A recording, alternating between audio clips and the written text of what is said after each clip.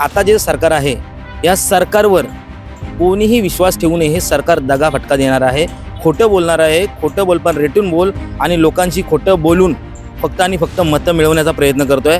आम्ही हे केलं, आम्ही ते केलं, आम्ही अमुक करतो, आम्ही तमुक करतो, तुम्हाला घरं देतो आम्ही. म्हणजे त्यांनी अशी आश्वासन दिले असते की त्यांनाही माहित नाही की आपण आश्वासन देतोय पण पुढे त्याची पूर्तता होणार आहे की नाही. नमस्कार, मी अजय वर्मा आणि आपण सगळे पाहतात थिंकिंग ऑफ यूथ, विचार युवकांची.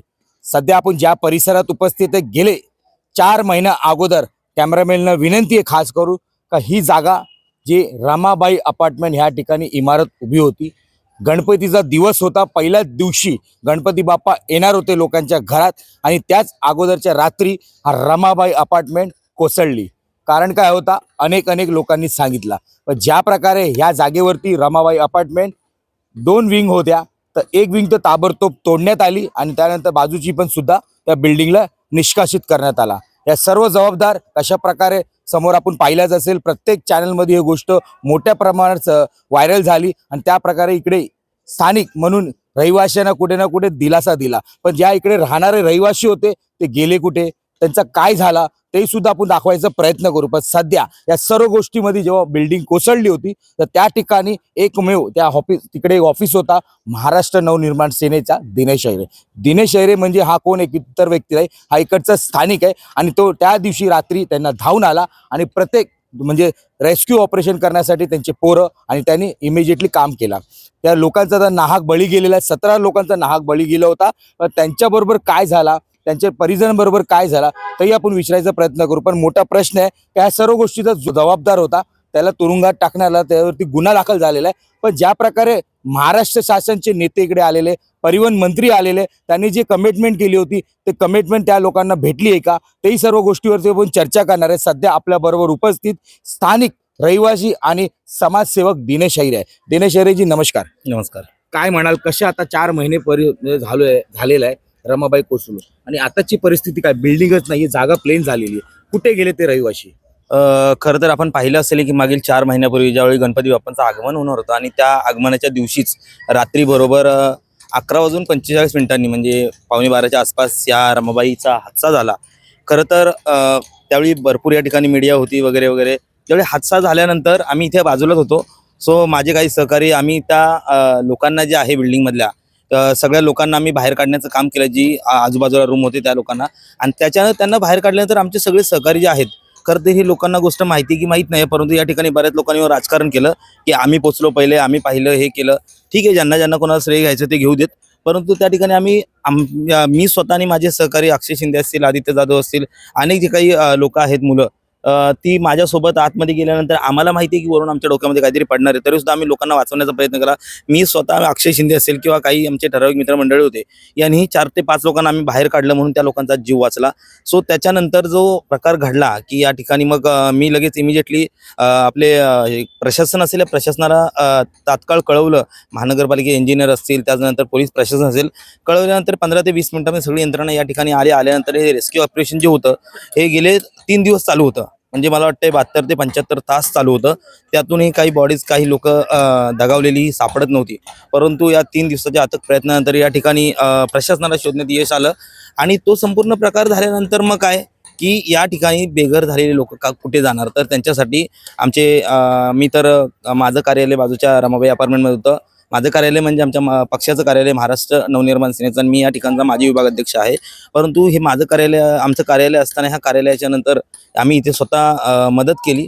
आम्ही सन्माननीय श्री ही तात्काळ माहिती, सन्माननीय श्री आमचे नेते जिल्हाध्यक्ष श्री अविनाश जाधव साहेब आणि त्याचबरोबर सन्माननीय श्री वितेंद्र पाटील साहेब, शरद संघटक मोरे साहेब यांना माहिती दिल्यानंतर आमच्या संपूर्ण शिष्टमंडळाने जाऊन तात्काळ या ठिकाणी भेट दिल्यानंतर डायरेक्ट आम्ही आयुक्तांची त्या मिटिंगला मीही होतो. आयुक्तांना त्या ठिकाणी सांगितलं की बाबा एक काम करा, तुम्ही किती लोक जे आता बेघर झालेत, तर ते आता ती लोक गेले 4 दिवस मागील त्या टायमिंगला याच्या घरात 4 त्याच्या घरात 4 अशा प्रकारे राहत होते. मी पाहिलं त्या काळामध्ये या ठिकाणी बहुजन विकास आघाडी असेल, BJP असेल, अन्य पक्षाचे समाजसेवक कार्यकर्ते जे कुठे होते माहीत नाही, परंतु त्या दिवशी सगळे अचानक जागे झाले, इथे आले, शो शायनिंग फुल आम्ही हे केलं, आम्ही ते केलं, आम्ही अमुक करतो, आम्ही तमुक करतो, तुम्हाला घरं देतो आम्ही. म्हणजे त्यांनी अशी आश्वासन दिली असते की त्यांनाही माहित नाही की आपण आश्वासन देतोय पण पुढे त्याची पूर्तता होणार आहे की नाही. पण आता त्या लोकांचं काय झालं, ज्या प्रकारे ह्या बिल्डिंग मध्ये संपूर्ण लोकांचं दगावलं नव्हते, 17 लोकांचा बळी गेला होता त्या परिजन, पण बाकीचे लोक पण बाहेर पडलेले, ते आता गेले कुठे? 4 महिने झालेले, त्यांना म्हाडामध्ये ठेवण्यात आलं. तर ते आतूनपर्यंत त्यांचं का म्हाडा बघते का? त्यात तेच तुम्हाला सांगण्याचा माझा प्रयत्न आहे की लोकांनी आश्वासनं दिली आणि पुढे काहीच झालं नाही. परंतु महाराष्ट्र नवनिर्माण सेनेने जे प्रपोजल आहे आयुक्तांच्या समोर, माननीय श्री सुरवीर साहेब आयुक्त आहेत यांच्या समोर असं ठेवलं की सर ह्या लोकांना आपण आता काहीतरी केलं पाहिजे. मग लगेच आयुक्तांनी तात्काळ याची दखल घेऊन तात्काळ त्यांनी होकार दिला आणि प्रत्येक कुटुंबाला, ज्या घराला 20,000 रुपये देण्याची मदत घोषित केली. पण त्यानंतर मदत घोषित केल्यानंतर या ठिकाणी अनेक लोक आली. परंतु कसं आहे ना, ज्याची सत्ता आहे त्याचं ऐकलं जातं. आम्ही प्रपोजल ठेवलं म्हणून ते आयुक्तांनी किंवा त्या ठिकाणी कोणी प्रपोजल मांडलं म्हणून ते मंत्र्यांनी हा म्हटलं गेलं. कारण आम्ही महाराष्ट्र निर्माण मागणी केली, आमची मागणी मान्य झाली.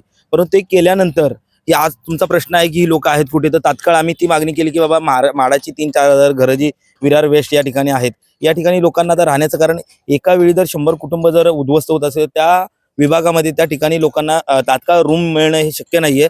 म्हणून ह्या लोकांना आम्ही मागणी केल्यानंतर माननीय मंत्री महोदयांबरोबर चर्चा झाली. या ठिकाणी मंत्री महोदय आले होते. आम्ही म्हाडामध्ये मागणी केली, त्यांना म्हाडामध्ये सगळ्यांना म्हाडाच्या रूमच्या चाव्या देण्यात आल्या. परंतु त्याच्यामध्ये एक ॲग्रीमेंट बनवून घेतलं होतं की 1 महिन्यासाठी. आता 1 महिन्यासाठी तुम्ही फक्त त्यांचं सांत्वन केलं गेलं, पण बाकीचे पुढचे दिवस काय?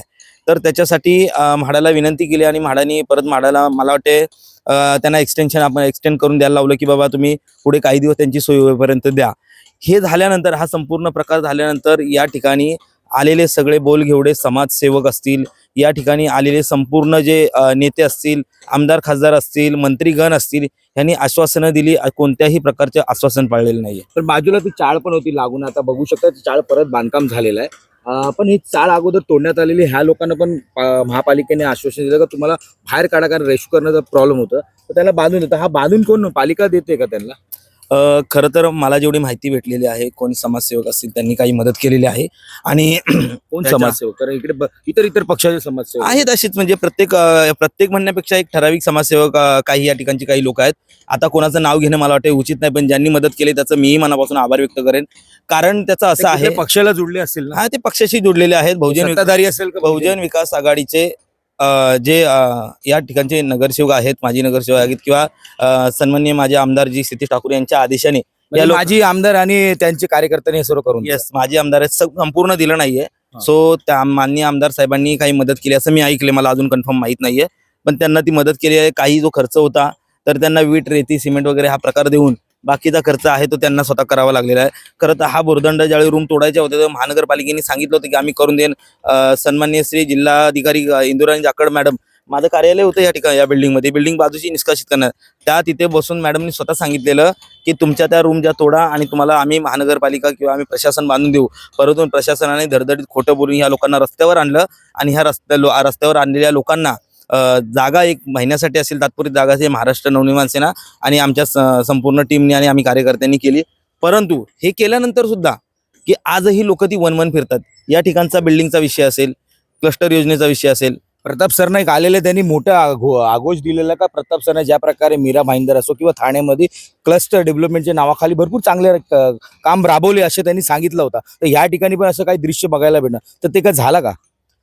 मी मागील त्यावेळीच मला वाटतं ज्यावेळी बिल्डिंग पडली आणि त्याच्यानंतर काही दिवसापूर्वी सांगितलं होतं की महाराष्ट्राचे उपमुख्यमंत्री माननीय श्री एकनाथ शिंदे साहेब यांनी क्लस्टर योजनेच्या नावाने 4 निवडणूक लढले ठाण्यामध्ये. परंतु क्लस्टर योजना ही किसननगरमध्ये झाली की नाही अजून मला माहित नाही, लागू झाली की नाही. म्हणजे फक्त झुटे आश्वासन होते, खोटं बोल पण रेटून बोल ह्या सरकारचा आणि ह्या नेत्यांचा प्रोपगंडा आहे. खोटं फक्त बोलायचं आणि लोकांना बोलवायचा. आजचा निकाल पाहिला तुम्ही, जो नगर परिषदेचा निकाल जो होता, आज सगळीकडे भारतीय जनता पार्टीला गाजर हातात आलेला आहे आणि ठाकरे बंधू आणि युतीमध्ये जी काही लोक होती त्यांना किती रिझल्ट आला हे आपण पाहू शकता आणि पाहिलेले आहे. पण आता तुम्हाला म्हणायचं आहे का ज्या प्रकारे नेत्यांनी आश्वासन दिलं आहे सर्व गोष्टीवरती, तर ते काही होताना दिसला नाही, पण आता नागरिक पण रस्त्यावर वन भटकत आहे. पुढे कशा प्रकारे दिनेश अहिरेने ज्या मुकाममध्ये ते काम केलं होतं, गेले अनेक वर्षापासून आपलं कार्यालय होता, लोकांमध्ये धावणारा एक सामान्य घरचा नागरिक दिनेश अहिरे, पुढे कशा प्रकारे निवडणुकीची तयारी, अगर तुम्ही उभे राहिले तुमच्यासारखे उभे, तर लोकांचा भला होईल, तर तुम्ही काय तयारी करत आहे का? साहेब कसं आहे ना की एखाद्या नेत्याला एखाद्या कार्यकर्त्याला जर खुर्ची भेटली ना तर तो खुर्चीचा मोह त्याला आवरत नाहीये आणि तो खुर्चीवरून उठत नाही. पण माझ्यासारखा सामान्य कार्यकर्ता आजही जनतेचं माझ्यावर प्रेम आहे, माझं जनतेवर प्रेम आहे. माझी इच्छा आहे की उद्या मी नगरसेवक होऊ नाही होऊ मला माहीत नाही. झालो तर वेल अँड गुड, नाही झालो तरी मी जनतेची जशी कामं करत आलोय तुम्हाला मी अगदी जबाबदारीने सांगतो की आज आपण ज्या ठिकाणी रमाबाई अपार्टमेंट आहे या ठिकाणी उभे आहोत. आजूबाजूच्या कोणत्याही बिल्डिंगमध्ये जा आणि दिनेश आयरे हे नाव विचारा. दिनेश आयरे हे नाव ह्याच्यासाठी लोकांना माहिती आहे की दिनेश आयरे कोणतीही सत्ता नसताना, कोणतंही पद नसताना दिनेश आयरेची कामं होतात. दिनेश आयरे रात्री अपरात्री आपल्या अडीअडचणीला येतो. दिनेश आयरेच्या फोनवरून, दिनेश आयरेच्या सांगण्यावरून लोकांची कामं होत असतात. मग दिनेश आयरे नगरसेवक का नको? मी तुम्हाला काही मेसेजेस दाखवेन. तयारी चालू आहे म्हणजे मी तुम्हाला पुन्हा एकदा जबाबदारीने सांगतो. खरं तर आमच्या युतीचं मी एक सामान्य कार्यकर्ता आहे. मी मनसेमध्ये काम करतो, परंतु ते करत असताना आमच्या युतीची तयारी तर चालूच आहे. महाराष्ट्र नवनिर्माण सेना असेल, बाकीचे आमचे घटक पक्ष आहेत या ठिकाणी. परंतु ते चालू असताना ज्या काही सीट्स निघतील तर आम्हाला ते काम करायचंच आहे. परंतु मी माझ्या पक्षाला किंवा पक्षाच्या वरिष्ठांना सांगितलेलं आहे की मला लढायचं आहे आणि बघू आता पुढे काय होईल. परंतु एक लक्षात घ्या की मी माझी तयारी पूर्ण केलेली आहे. वेळेला वेळ पडल्यास मला पक्ष संधी देईल आणि त्या संधीचं आम्ही मिळून अगदी पॅनलचं नक्की सोनं करू. धन्यवाद. बघितलं हे होते दिनेश आयरे. ज्या प्रकारे रमाबाई कोसळली त्या दिवसापासून आजपर्यंत दिनेश आयरे सारखा सामान्य घरचा नागरिक हा स्थानिक बरोबर आजही इकडे उपस्थित आहे. पण ज्या प्रकारे हा रमाबाईमध्ये राहणारे लोकांचा काय झाला, कुठे गेले, तशा प्रकारे दिनेश आयरेंनी सांगितलं का 4 महिने झालेले त्यांना म्हाडामध्ये शिफ्ट करण्यात आले. जे वाचलेले त्यांना म्हाडामध्ये शिफ्ट करण्यात आलेलं आहे आणि जे मृत परिजन होते त्यांना महानगरपालिका असो किंवा शासनाच्या वतीने त्यांना पैसे भेटले. पण आता या बिल्डिंगच्या नावाखाली त्यांना कधी ही जागा भेटणार आहे? ज्या प्रकारे दिनेश आयरे सारखा इकडे स्थानिक आहे आणि लोकांसाठी काम करत आहे तशा व्यक्तीला त्यांचा पक्ष नक्कीच त्याला तिकीट देणार का? आणि अशा प्रकारचे अगर नेतृत्व ह्या ठिकाणी आला तर नक्कीच जनतेचा भला होईल. ह्या सुद्धा बघण्यासारखं असेल व प्रत्येक गोष्टीची घडामोडी येणाऱ्या निवडणुकीच्या पार्श्वभूमी आम्ही नक्की तुम्हाला पोहोचवायचा प्रयत्न करू. ज्या प्रकारे आता पाठीमागे हा काम चालू आहे, हा काम चालीचा करत असताना सुद्धा इकडचे स्थानीय माजी आमदार क्षितिज जितेंद्र ठाकूर त्यांचे कार्यकर्त्यांनी इकडे लोकांना मदत केलेली आहे. सरकारने पण जे मदत केलेली आहे फक्त तात्पुरता होता आणि ज्या प्रकारे हे क्षितिज ठाकूर यांनी पण मदत केली ते पण तात्पुरता होता. पण ज्या प्रकारे मदतच्या नावाखाली आता लोकांचा घरात तर ते घर नाही राहिलं आणि प्लेन जमीन झालेली आहे. तर पुढे त्यांचा कशा प्रकारे सरकार बघणार का ते सुद्धा मोठा प्रश्नचिन्ह निर्माण होणार आहे. प्रत्येक गोष्टीची अपडेट आमच्या चॅनल मार्फत आम्ही नक्कीच तुम्हाला पोहोचवायचा प्रयत्न करू. धन्यवाद.